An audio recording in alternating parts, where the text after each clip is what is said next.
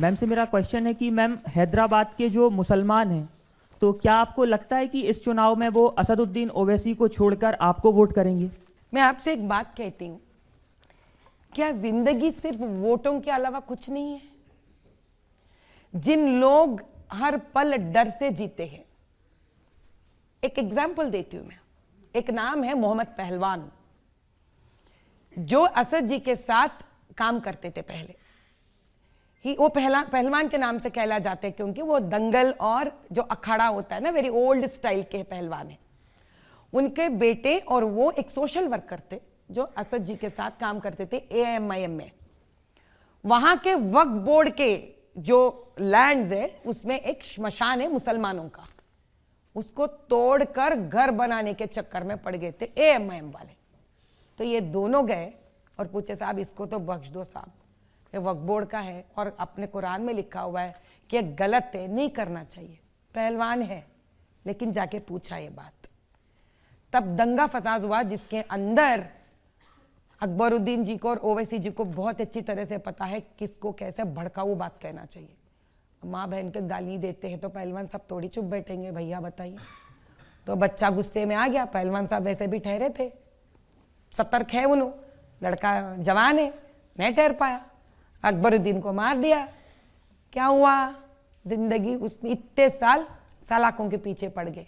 अब आम इंसान की बात समझिए साहब, जो छोटे छोटे मदरसा चलाते हैं, पसमंदे घर से हैं, अगर हम ये कहें कि हम ये करेंगे तुम वोट देने के लिए, तब हम में और असद के बीच में क्या फर्क रह गया भैया? जब मोदी जी प्राइम मिनिस्टर उज्ज्वला योजना लेके आए थे, जो सिलेंडर देना था औरतों को, क्या सिलेंडर के ऊपर उन्होंने लिखे थे ये मुसलमान का सिलेंडर है, ये सिख का सिलेंडर है, ये हिंदू का सिलेंडर है? क्या आप समझते हैं उन्होंने इसीलिए सिलेंडर दिए उन सारे औरतों को जिसमें मैक्सिमम प्रतिशत मुसलमान घरों के औरतों को गए हैं? I have a data also which I will let you know.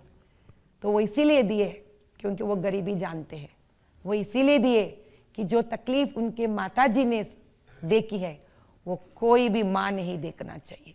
साहब हम इसी दिल से काम करते हैं, हम यही चाहते प्रार्थना करते कि वो सारे पसमंदा वुमेन स्त्री जो है या सारे उस गरीब मुसलमान है, जागो भाई जागो, जागो कि आपके खुद के कौम के लोग ही आपके ऊपर ऐसे जुल्म कर रहे हैं भड़का हुआ भाषण देकर। माधवी जी, आप चुनाव के मैदान में हैं, वोट तो मांगना ही पड़ेगा और मुसलमानों का वोट नहीं मिलेगा उस कॉन्स्टिट्यूंसी में तो कैसे जीतेंगी?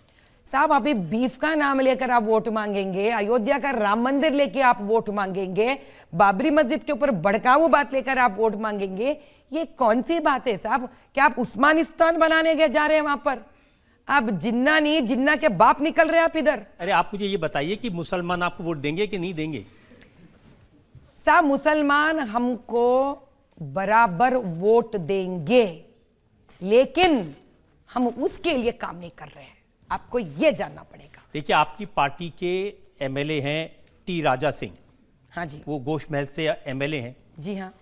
उन्होंने कहा कि हमें हैदराबाद में मुसलमानों का वोट नहीं चाहिए।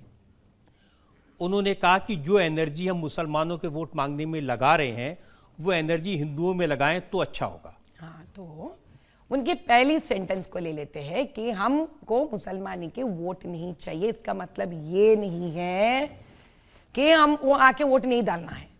भाई साहब उसको समझने में एक तरीका होता है। उनका कहना है जिस कॉन्स्टिट्यूएंसी में तकरीबन 10 लाख हिंदू हैं और जब असदुद्दीन जी 5,15,000 वोटों से जब असद जी जी रहे, क्या 10 लाख हिंदू वोटों की बस नहीं है अपने लिए जीतने के लिए? बस ये बात कह रहे थे वो, आप इसको तो कुछ और ही बोल दे रहे हैं। मुझे लग रहा है कि वो चुनाव लड़ना चाहते थे, आपको टिकट मिल गया, वो थोड़े परेशान है। साहब ये राजा सिंह भाई की प्रॉब्लम नहीं है, पूरे देश में जब भी स्त्री को जब मौका मिलता है तो थोड़ा बहुत तो जरा प्रॉब्लम तो होती है ना साहब। तो दिस इज वुमेन एम्पावरमेंट है इश्यू है साहब।